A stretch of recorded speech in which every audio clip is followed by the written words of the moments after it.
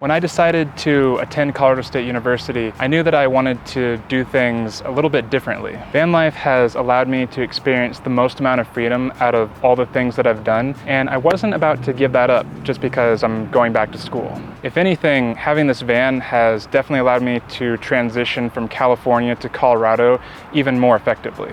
Having this van has definitely allowed this transition to be as smooth as possible. I don't even know what I would have done without the van coming here from California. Moving across completely different states is never an easy thing to do. But because I'm living this minimalist lifestyle, everything that I own is in this van. I am effectively able to move from place to place. Doesn't really matter how far it is, with relative ease. So here I am, parked right by the trees, living the college experience on my own terms. The first week of classes has definitely been an eye-opener.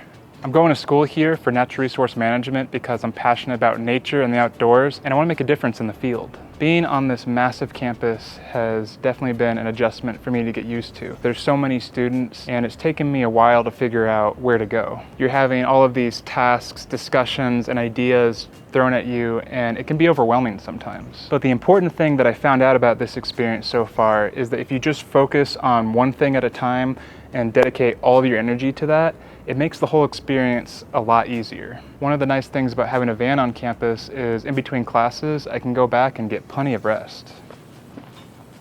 This is one of my favorite things about this campus. This is a little mini forest located right by the Warner College. I'm really appreciative of them for having these trees here because I can set up my whole hammock, and in between classes, it's really centrally located. I love it. I can relax, look at the trees, be with nature. I think it's really important to get rest and take breaks whenever you can in a place like this, and having this resource definitely makes me happier. It's really important when you're doing classes like these to take breaks whenever you can, but of course, right after this, I'm gonna have to go back and do my ag econ homework and math homework as well.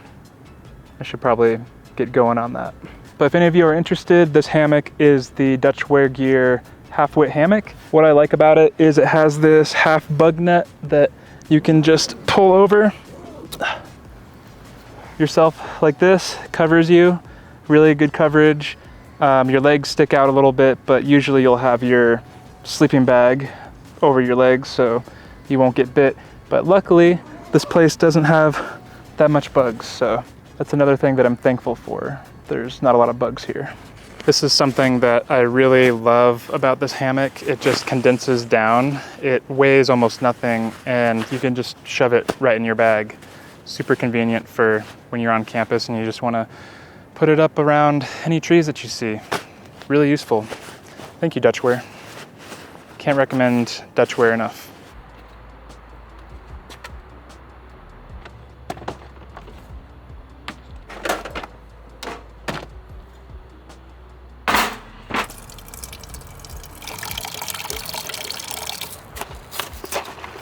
Living in a van means getting creative with your meals. It's not always glamorous, but there's definitely a certain satisfaction with cooking my own meals right here in my little mobile home. Today we're cooking pasta rotini with some red sauce. It's gonna be delicious. The nice thing about living at 5,000 feet of elevation is that the water boils a little bit faster, but that also means I have to cook a little bit hotter for longer, which is gonna use up slightly more fuel than what it usually would if I were to live at something like sea level.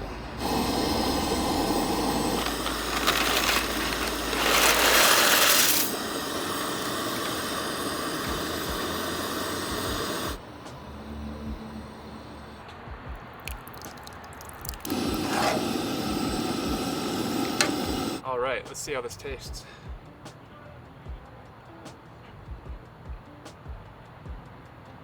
This is a classic van meal. I love it. It's not glamorous, it's simple and cheap.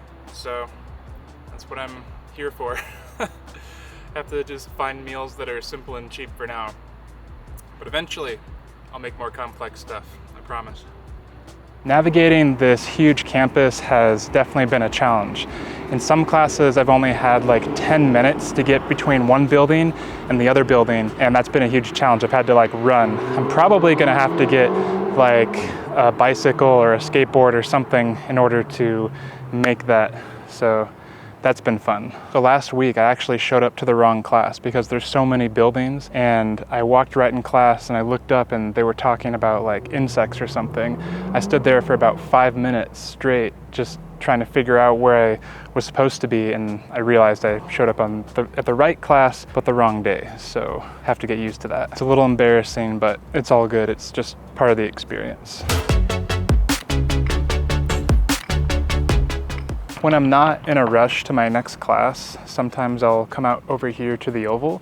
It's this big open wide green space with plenty of shade and trees, and I like to just come out here and sit in my blanket, read, look at the clouds, enjoy the shade. That's one thing that I've noticed out here, is that shade actually makes a huge difference. It could be 90 degrees out, and if you're in the sun, you're gonna fry. But as soon as you come into the shade actually does something. It cools you down.